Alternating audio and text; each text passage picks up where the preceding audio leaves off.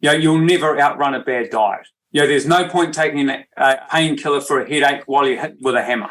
Meat is healing. It's healing in a way because it's actually supporting stem cell physiology. But what happens is that when we're eating all this plant food and inflammatory type food, that inflammation starts blocking those signals. The people who live the longest out of the longest in Japan are the meat eaters. Well, they're having less inflammation. So the combination of having that stem cell nutrition, if you like, and the carnivore-ish type diet that they have, then longer and healthier.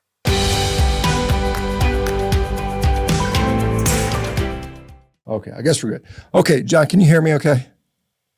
I can hear you loud and clear there. Oh, wonderful. Yeah. Okay, we're good to go. Now I'm just listening to your accent. I'm assuming you're somewhere in the Southern Hemisphere, probably in somewhere Australian region. Is that fair to say? Close enough, New Zealand. Oh man, I'm so sorry. I know that's a horrible sin. I lived in New Zealand, and I know it's so insulting to mistake Kiwis for Australians, and so I profusely apologize for that. You guys are better at rugby by the way, quite a bit. So by a long way. Yeah. What part of New Zealand are you located? I'm in Masterton, which is in the Wairarapa, which is about an hour and a half to 2 hours northeast of Wellington. So the lower North Island. Okay, I lived in a place called Cambridge when I lived there. It's kind of in the Waikato district, kind of about maybe an hour and maybe 90 minutes to Auckland, something like that. So it's been a long time. I was there in the early 1990s back when I played rugby. I was playing back in the day when they had guys, John Kerwin, Grant Fox, and some of those guys were playing. I got to play against some of your All Blacks, back many years ago. Legends of the time. Yeah, exactly. Yeah. Well, let's get into what you do. Some stuff. I understand you do some focus into acupuncture, if I'm not mistaken. Is that correct, or what is your practice? Yeah, so I've been doing acupuncture and Chinese medicine for the last 22 years.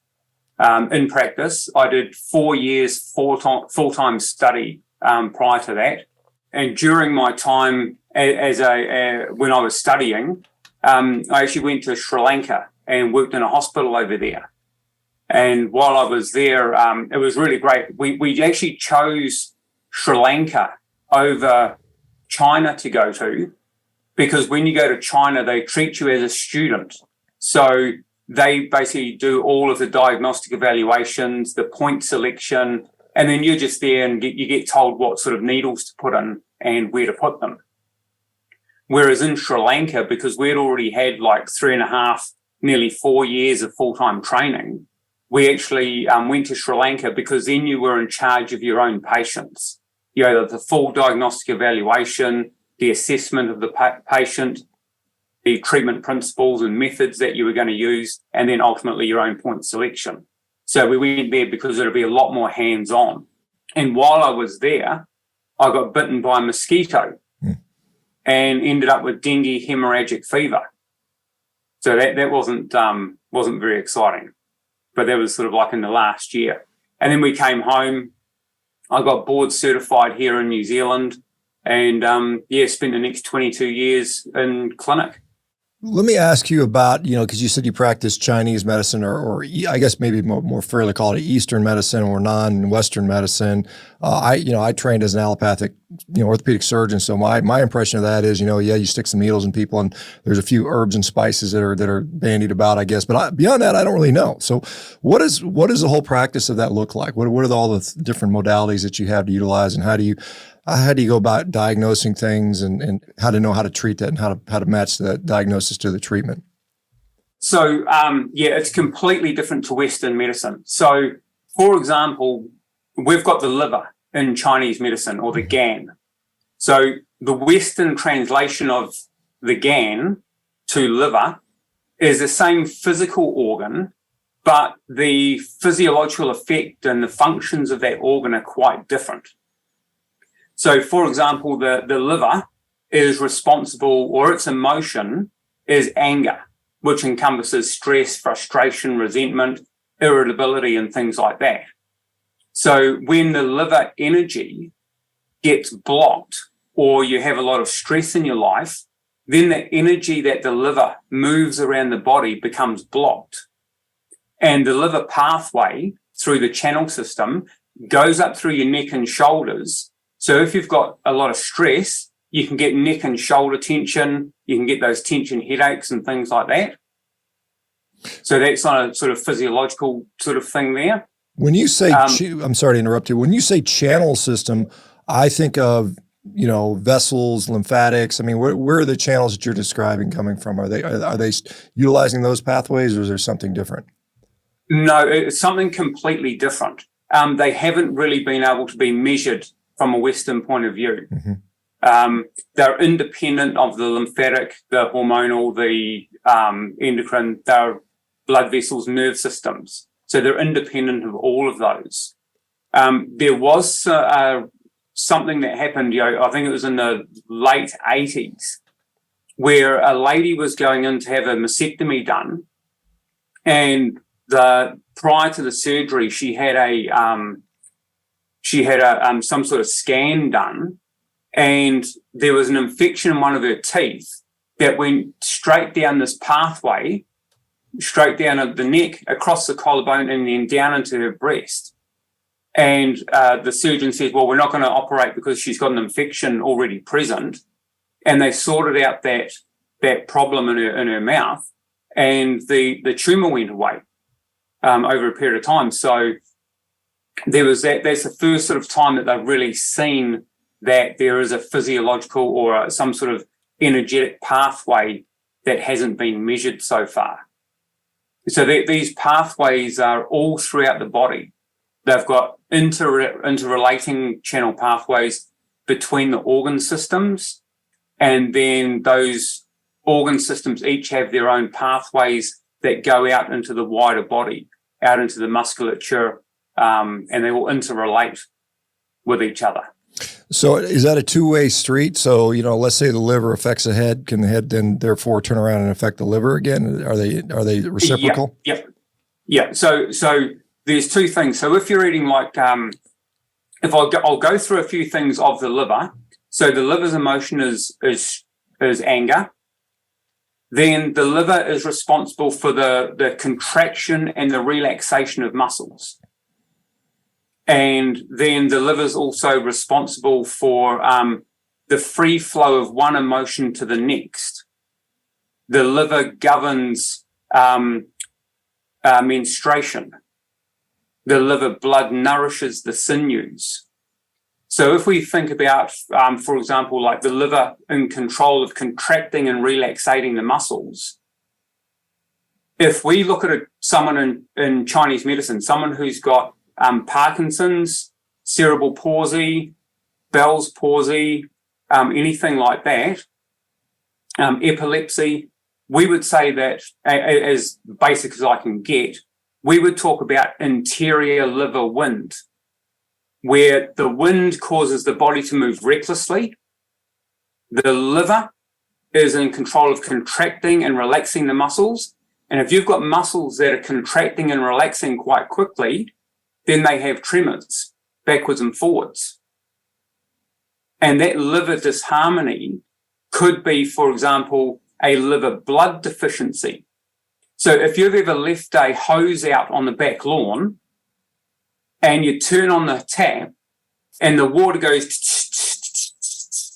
and there's not just a smooth flow of water, that water's going out the end, that can be happening with the liver blood not nourishing the sinews. So you're getting a signal that's turning off, turning on, turning off, turning on.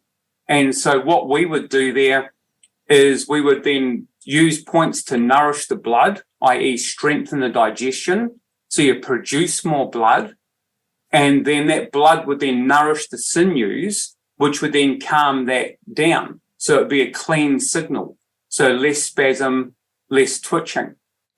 So let me just, because again, I'm trying to just kind of forget everything I know about medicine and trying to figure this out. But I mean, let's just say someone like I would see somebody say they had carpal tunnel syndrome, and to my knowledge, I'd say, well, there's compression happening on the median nerve, and it's either due to a mechanical phenomenon, or perhaps there's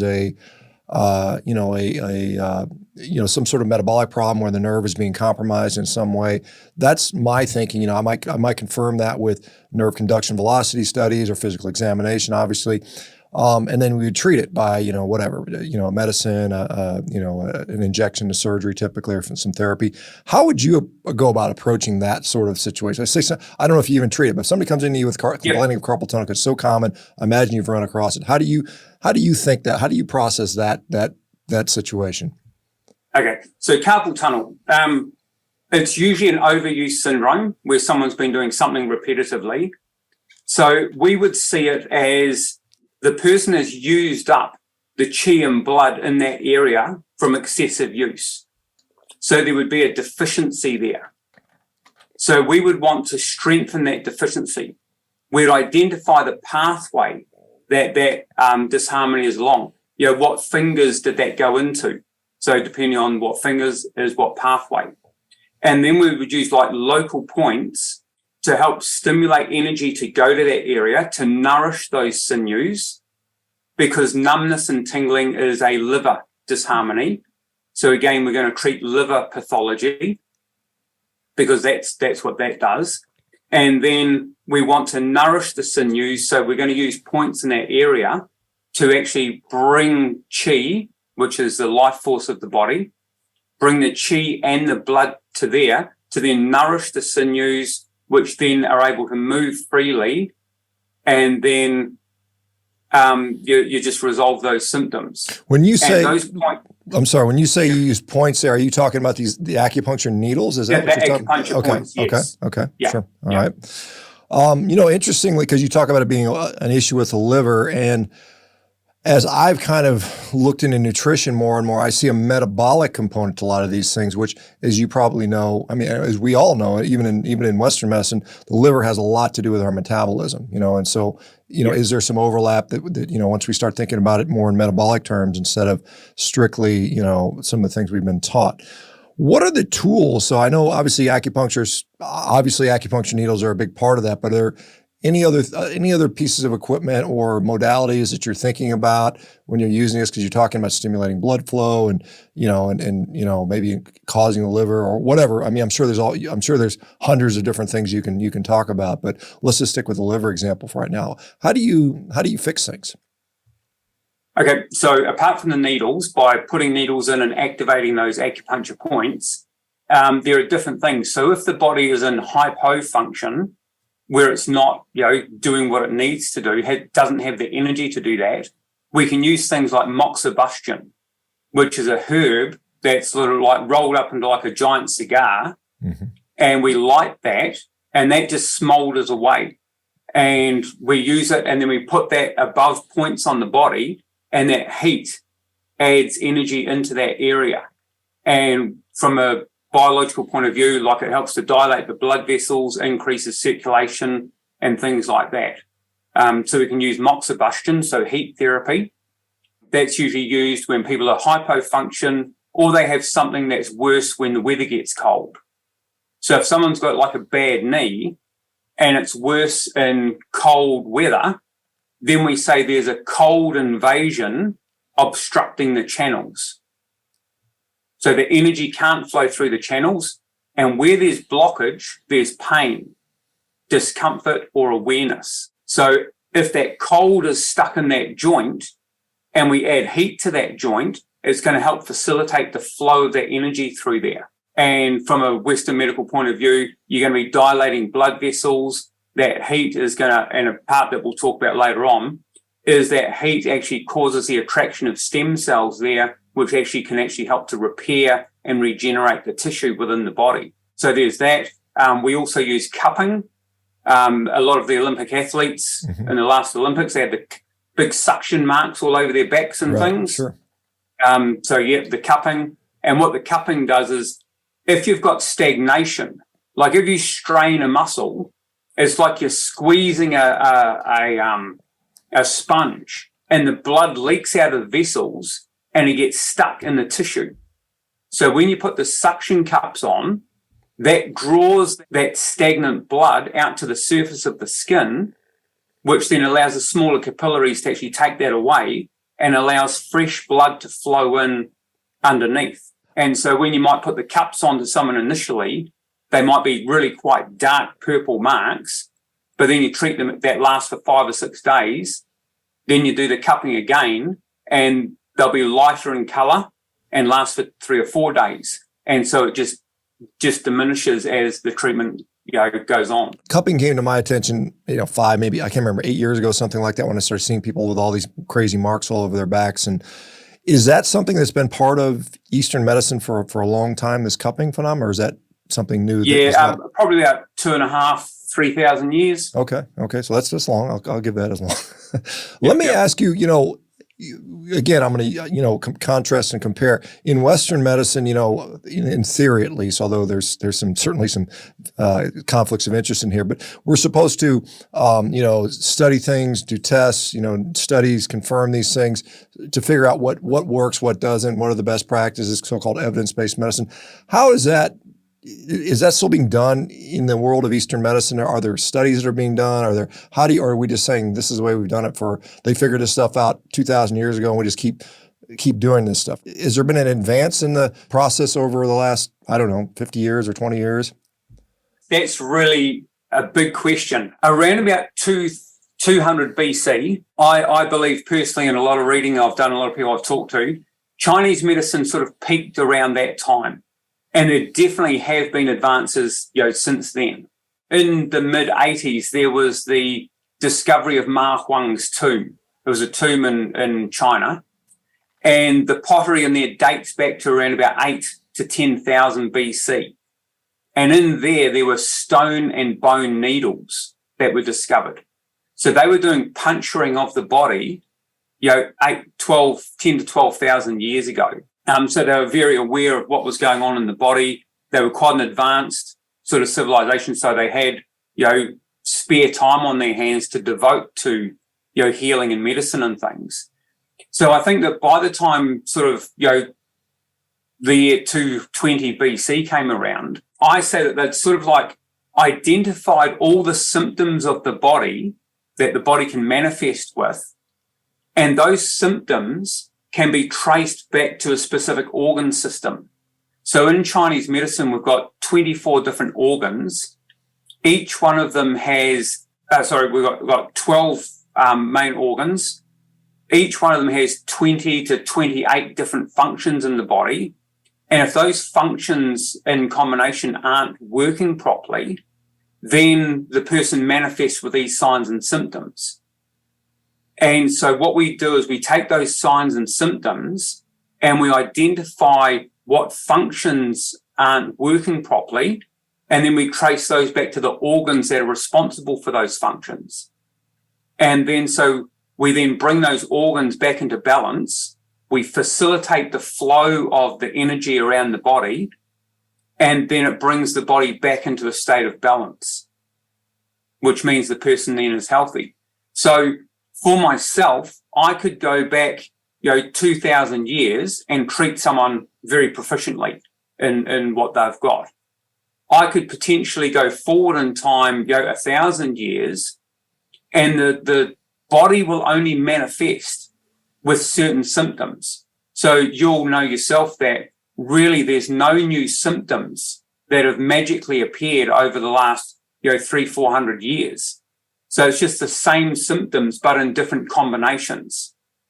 So the causes of illness might be different, like radiation. They didn't have, a lot of that going on back 2,000 years ago, or chemicals that we're consuming through food and bad diet and things. But the body will manifest with still, again, just a certain amount of symptoms or certain types of symptoms. And those symptoms can be traced back to, those different organ systems. And then you bring those organ systems back to balance, and then the body will start to manifest with greater health. There's a question in the chat from Charlie asking about mental health or different, mental health disorders. I assume the brain is one of the 12 organs. I mean, maybe I'm wrong, but I would assume that is.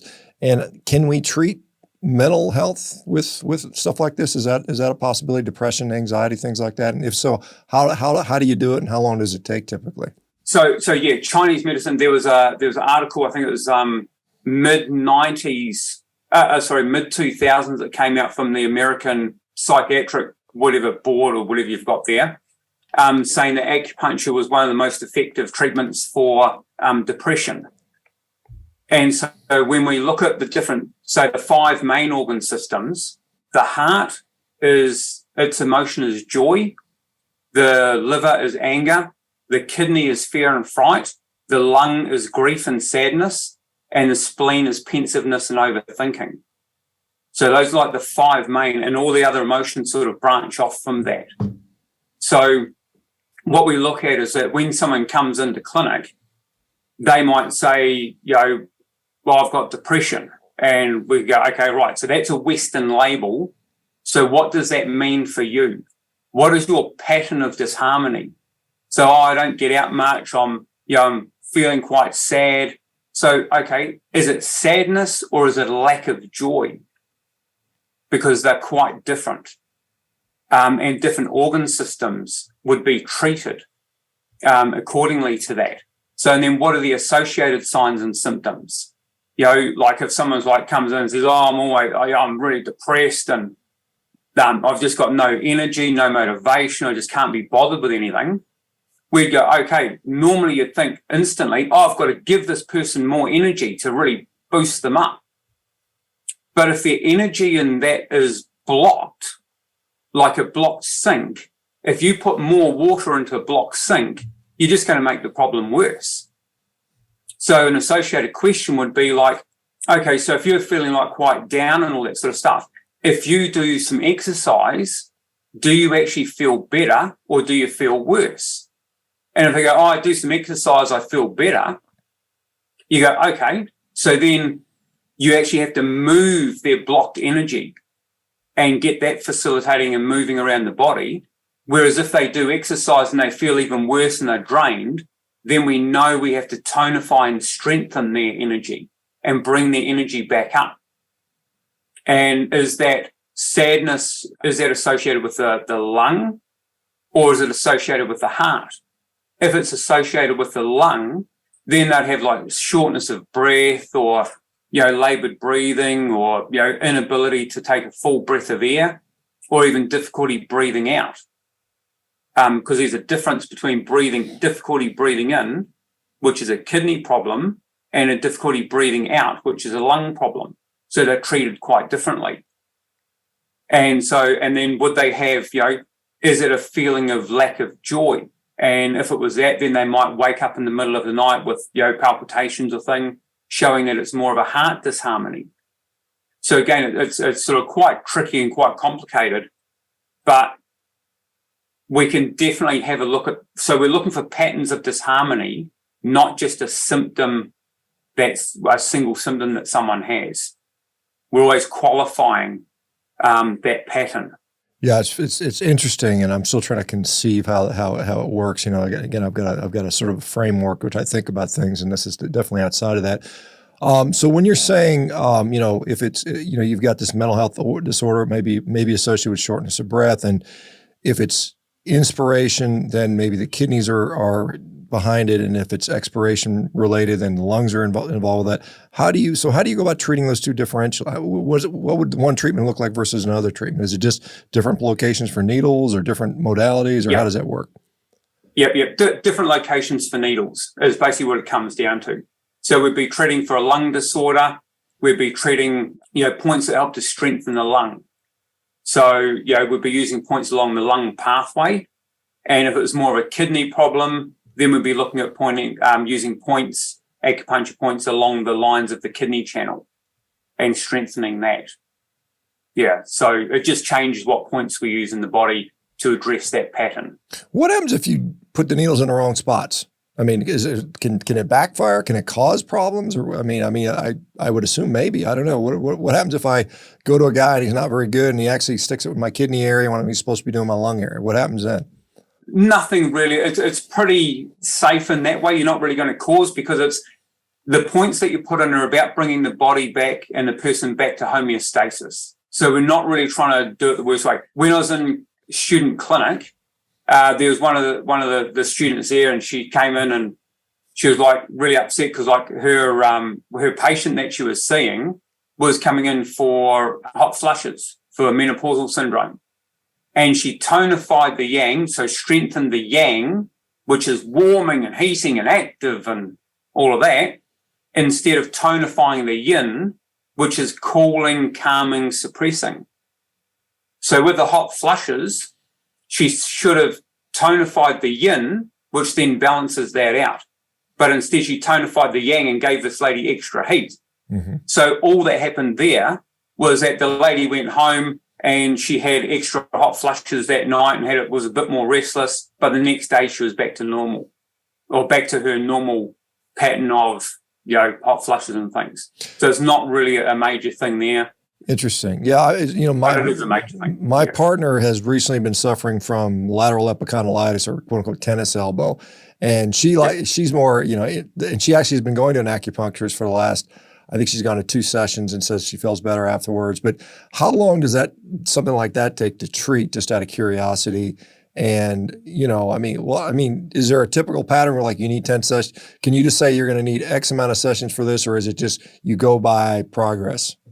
You do go by progress, but generally you want to see someone for at least 10 treatments. Mm-hmm. Okay. Yeah. So basically in China, they treat people for 10 days, because this is all hospital-based. So they treat people for 10 days in a row, and then they have a 3-day break, and then they treat them for another 10 days. If they're out of town, it might be less frequently, but it's quite a significant amount of treatment, really.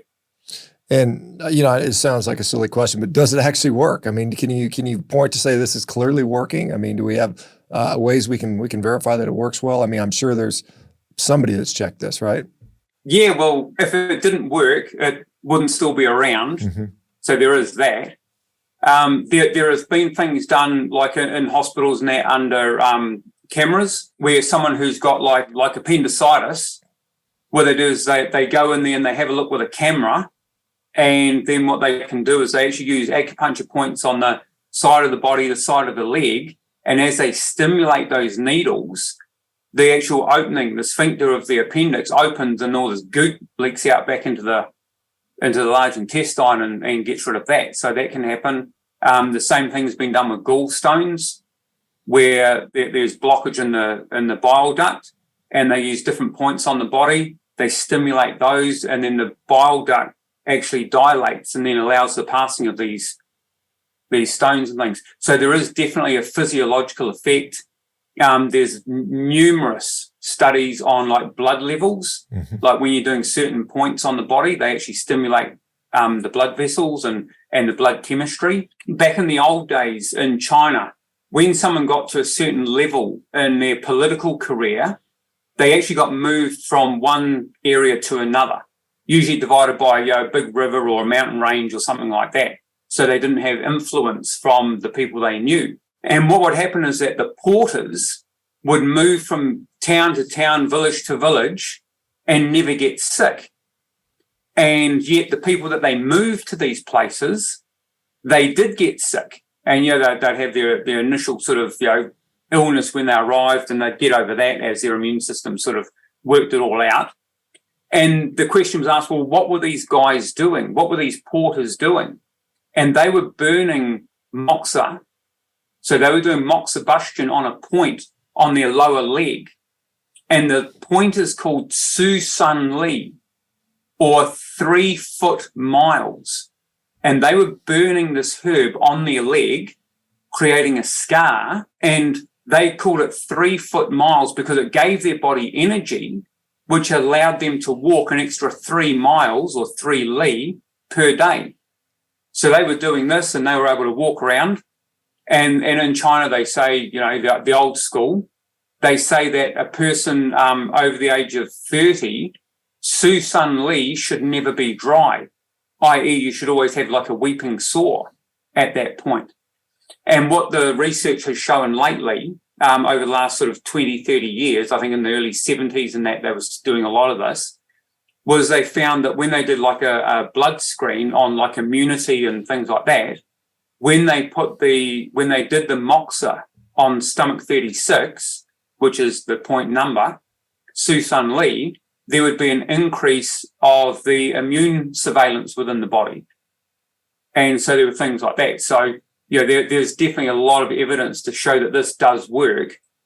But one of the things that's a real problem. Oh, sorry. No, I was going to say a lot of insurance carriers accept acupuncture. So to me, that usually they don't pay for stuff that they don't believe has some benefit. So even in the U.S., there's insurance companies that actually pay for this. So, like I said, I haven't studied the acupuncture literature. I mean, I'm sure you have, but so there is that, that to say that there's some utility here for many people. Mm-hmm. Yeah. Yeah. And so one of the problems we do have, though, is that you could line up 20 people with arthritis. They've all got sore, stiff, achy joints. But then some of them, they're worse in the morning. Some of them are worse at night. Some of them are worse with heat. Some worse with cold. Some worse with movement. Some better with movement. So their patterns are all quite different. So what happens is that when we come to Western medicine studies, is they want us to use the exact same points on every person, whereas Chinese medicine is about treating the individual and the individual pattern of disharmony. So a standardized clinical trial will never work. So that's why acupuncture is shown to be not much better than placebo.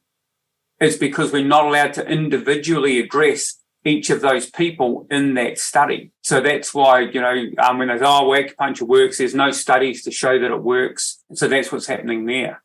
So I assume, everybody in this community is on either a carnivore or similar type of diet. What does Chinese medicine have to say about nutrition, or does it have anything to say? Or what are your thoughts? When I was in Malaysia, there was a big sort of vegetarian, influence from the folks from India and various places that practice, that style of the Ayurvedic stuff. And I actually went to one of their physicians to have a treatment just for fun, and he was complaining about he was low in B12, and I said, well, maybe you should eat some meat. And he said, well, it's probably okay to be low in B12. I just kind of had a laugh with him about that. But what does Chinese medicine say about, does nutrition have anything to do with any of this stuff? Chinese dietary therapy is a massive subject on its own. We don't look at foods with regards to nutrients. We have a look at what happens to the body after a food is consumed. We have a look at, let's say a simple thing is an apple. Okay, we don't look at all the vitamins and minerals and whatever's in there. We go, okay, so when someone eats an apple, this is how the body manifests. And if you eat too many apples, you start to get stomach cramps. Mm-hmm. So they say, well, that's because they're full of pectin or whatever it is that causes that. From a chemical point of view, we go, apples are energetically cold because on a hot day you eat an apple and it feels like a good thing to eat. So it helps to balance out that heat. Apples enter the stomach pathway. So if you eat too many apples that go into the stomach, it causes the stomach to contract. So then you get the stomach pain and cramps. So apples are energetically cold. So even though in the desert, you can drink boiling hot apple tea, you're having a hot drink, which helps to, get down the goat fat and, all the lamb fat that you've been eating. So you've got that warm drink, but energetically it's still cooling you down.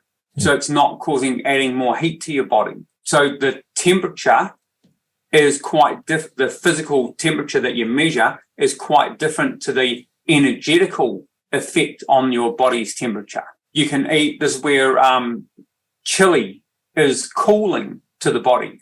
You think it's heating, but you eat it and then your body starts to sweat and it actually cools you down. When I went to Sri Lanka, I was walking around and I was like a zombie walking around because just the heat was just so intense and the humidity. And I was trying to find this Western food to eat and just there's no luck of that. So I ate all this really hot, spicy food and it caused all my pores to open. I started sweating and it was like an instant acclimatization to that environment. So the hot food, technically hot, had a cooling effect on my body. So that was so we have a look at those foods quite differently. And we can actually sorry. No, go ahead. I didn't want to interrupt. Go ahead, keep going if you want to. I was just going to say, and then we can actually look at like Western drugs and specific nutrients, like we look at magnesium, for example, and we go, well, what symptoms does magnesium treat? And can treat muscle cramps and give you more energy and things like that, and helps with like twitching. Oh, what's twitching? Twitching is anterior liver wind. What are muscle cramps? It's a deficiency of liver blood. So we can categorize magnesium as a liver blood tonic. So even in our Chinese medical clinic, instead of giving someone Chinese herbs that, they're bitter and, they don't taste that fantastic and compliance is quite low, we could turn around and give someone magnesium, and that's then classified as a liver blood tonic. Let me ask you about, a lot of us eat a lot of red meat. What does that do energetically, or if there's some other metric by which you measure that? How does that affect our bodies? And why, can you explain in terms why I see people with various diseases going on a meat-based diet? Does that make sense to you, given your framework of background? Of why people get better on a meat-based diet. Mm-hmm. Yep. Now, from here, we sort of change over from Chinese medicine to what I sort of discovered along my dengue hemorrhagic journey. When I had dengue hemorrhagic fever, I was quite sick and I had complications with that. I lost 12 kilos in weight over the first 9 days. I came home to New Zealand. I lost another 10 kilos of weight. So I went from like 80 kg down to 60. And I was quite sick. I had mucus, undigested food, and blood in my stools for 8 years. Whenever I ate food, I was 24 hours a day with intestinal pain. And when I ate certain foods, like a cup of tea, onion, banana, just these random foods, my whole body would go into shock, and my body would start shutting down. I'd get the shakes, cold sweats, my heart would start missing beats and palpitations, and then I'd be in bed for 2 to 3 days until whatever I ate actually passed through. And so I was like that for 8 years. And then I saw this thing on the internet that said stem cells. Now, this is where we're going with carnivore. It said stem cells. Stem cells are your body's own repair system. The more stem cells you have in circulation, the more repair your body can do. And the more repair your body does, the healthier you become. And they had a plant-based product that increased your own circulating stem cells. So I ordered some of that, started taking it, and the short end of that story is all my liver function, my gut function, and all my health had returned in 3 months just from that. And I looked back at everything that I had done, nutritional wise, saturated my body with nutrition everywhere I could, but I wasn't doing anything to actually repair the damage that had been done. And once I activated my stem cells, then they came out, they did the repair work, and my health got better. So I actually started looking really deeply into how stem cells worked, what stem cell physiology was all about. And this is why I reached out to you to be on the show, was that in clinic, people used to say to me, what diet should I be on, John? What should I be eating? And all this sort of stuff. And I go, well, that's a good question, because, some people go carnivore, then they go vegan, or some people go vegan. Some people go macrobiotic and they're eating lots of grains. Other people go no grains. And then I say, but they all get better initially. So what is it? And then I sort of answer that question by saying, well, everybody who changes their diet reduces processed food or eliminates processed food and eliminates a huge amount of sugar. So it's not necessarily what's important going in your mouth, it's what you're not putting in your mouth. So, and that's why everybody initially gets better. How sustainable those diets are, well, that just depends on the individual and their storehouse. So when we look at this, I'm looking at this and I'm going, where does stem cells fit into this? Because when people change their diet, they get better from things like, Parkinson's and polycystic ovaries and, diabetes and all this sort of stuff.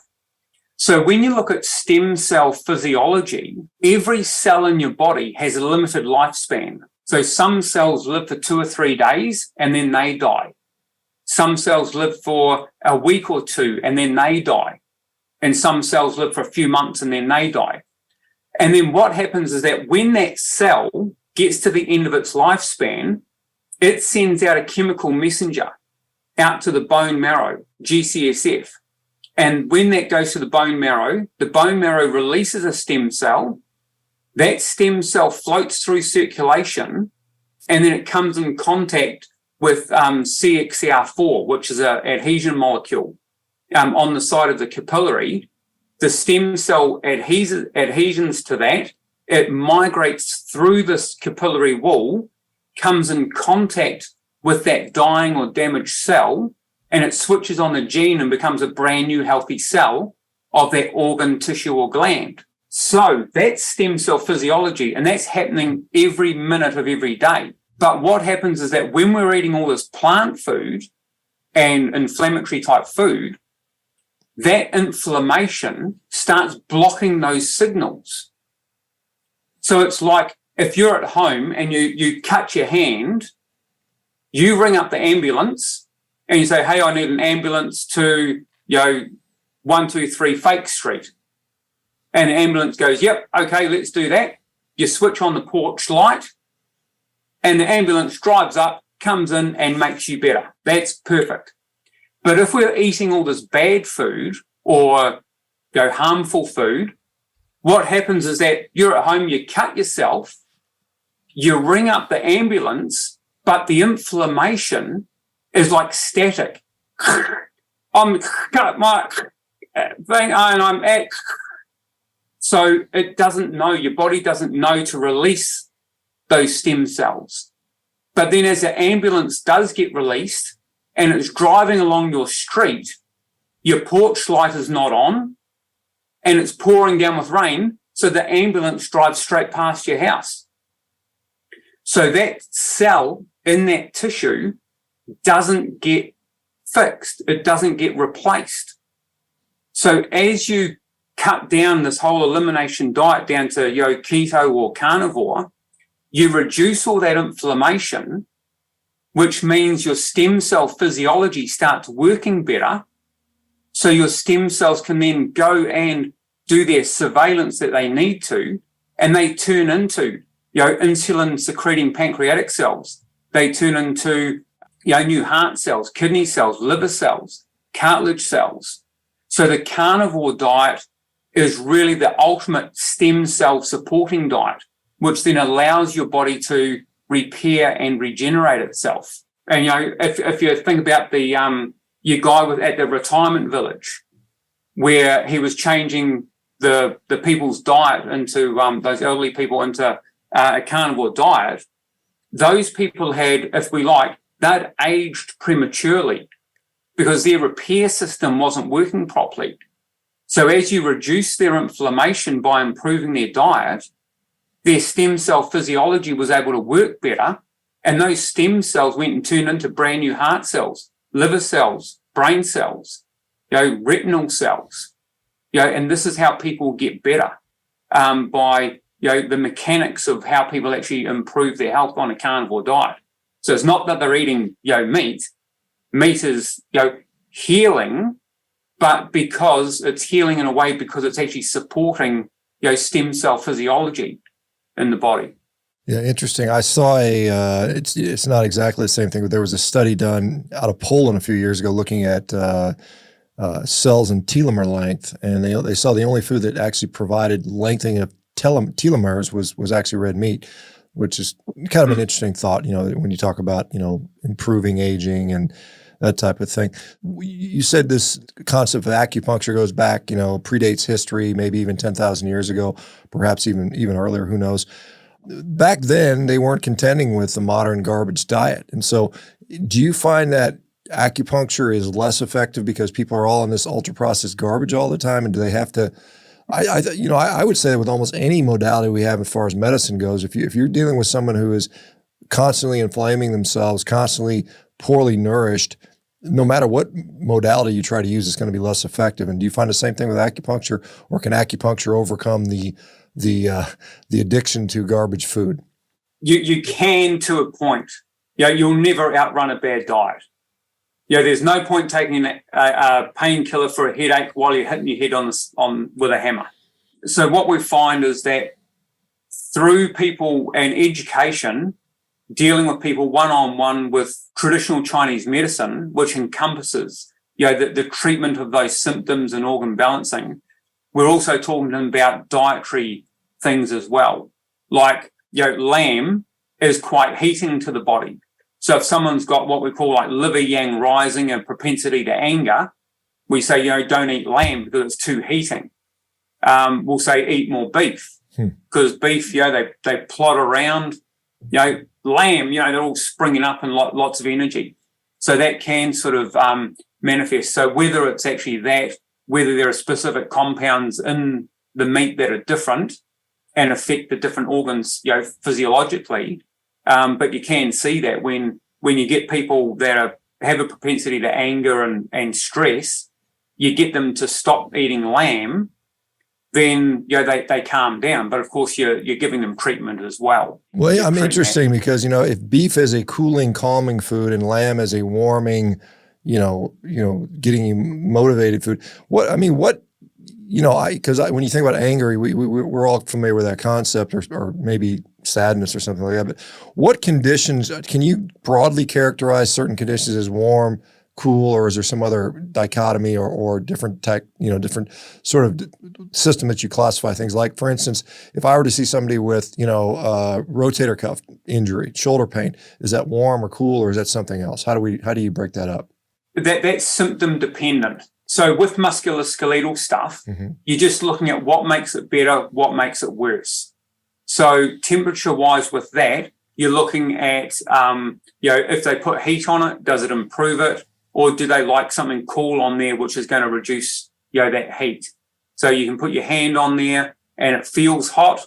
You want to use points that are going to cool that down. If it's, if they like having the hot shower on it and then a wheat bag or something, then you're going to use moxibustion and heat that. For internal disharmonies, you're talking about like hypofunction, your gastrointestinal system not working properly. Are they weak? And you're going to be looking at two very generalized sort of aspects. Are they sort of weak and frail, or are they strong and rigid? You can actually look at it and break it down as well. Like, for example, if someone's got diarrhea that is explosive, it burns, and it's got a strong smell, that's all signs of heat. So the heat is forcing the stool out the body. The heat is burning. The heat gives strong smell. So we would call that damp heat in the intestines. And we would use certain points and medications to treat that. Whereas if someone's got someone else has diarrhea, and they go to the toilet and basically the stool falls out of their body. So it's watery and it just pours out. There's very little smell and there's no burning. So we would say that they have a spleen qi deficiency, which means the spleen can't hold the food in the body long enough for it to be processed. So it actually falls out of the body. And like when you take meat or anything out of the fridge, when it's cold, there's very little smell. But you leave it on the bench for a while and then you can smell it, and it, as the food warms up, it actually has a stronger smell to it. And so if you think of that about the cold in the body, so you're looking at that sort of thing. What is the, opinion of Western medicine based through the eyes of Eastern medicine or Chinese medicine? Are we messing everything up? If somebody somebody comes in, they break their leg, my training says, realign the bones and fix it somehow with a rod or a plate or something like that. I mean, are there things that we do just completely wrong that are just based on your understanding of how the body works? Or do we get some of it right? Or, what are your thoughts overall with that? With the musculoskeletal thing, when it comes to physically putting the body back together, you cannot beat Western medicine. You cannot beat, orthopedic surgeons. You're just like masters of the craft. But then once you've done that, once you've physically put someone back together, like with broken legs with plates and rods and things, then Chinese medicine comes into its forte where, because we do bone setting, but nothing compared with what you guys do. and actually we're not allowed to do bone setting anymore because that's just the way things are. But what happens is that once you actually do that operation, then it would be a time to call in, the acupuncturist and actually treat, the organ pathways, support the body to actually, get that part of that body working better, faster. If you think about this, and I worked this out, many years ago, because I've been doing that whole stem cell thing for about 16 years now, is that if someone's got like a problem in their shoulder and they wrench their shoulder, they cause injury there, lots of inflammation, that damaged tissue sends out all these signals to attract these stem cells to come and repair the damage.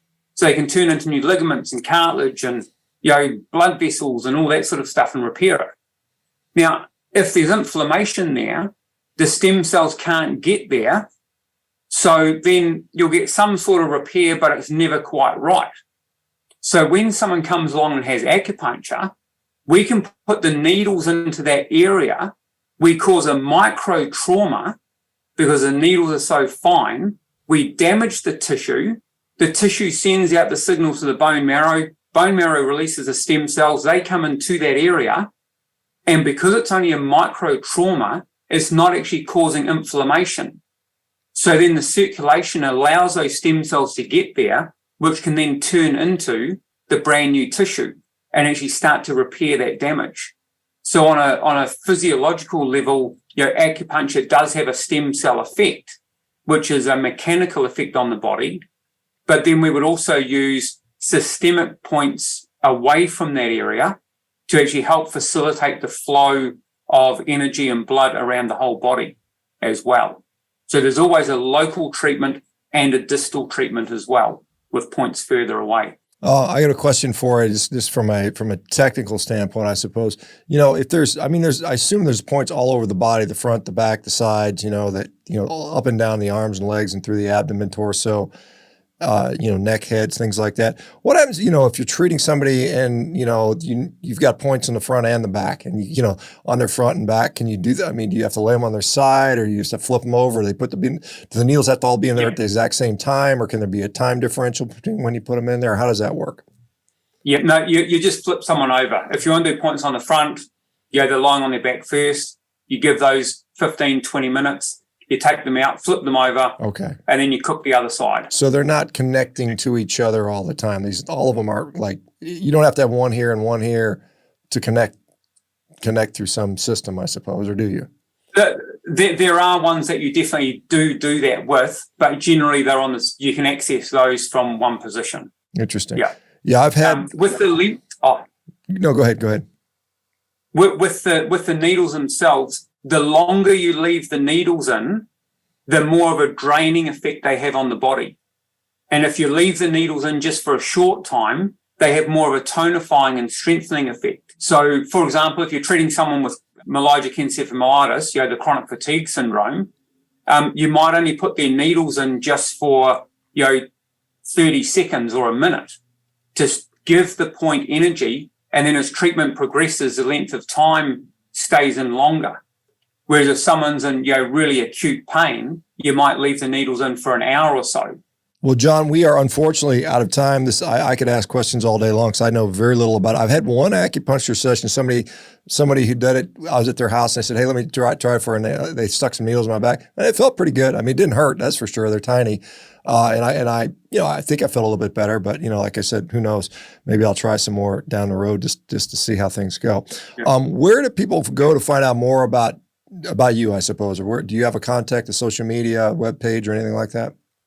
Yeah. So I've got a web page which is johnstemcell.com.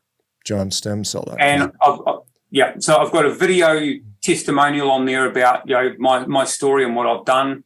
And then if people want to actually get hold of me, they can leave their details there, and I'll get back to them.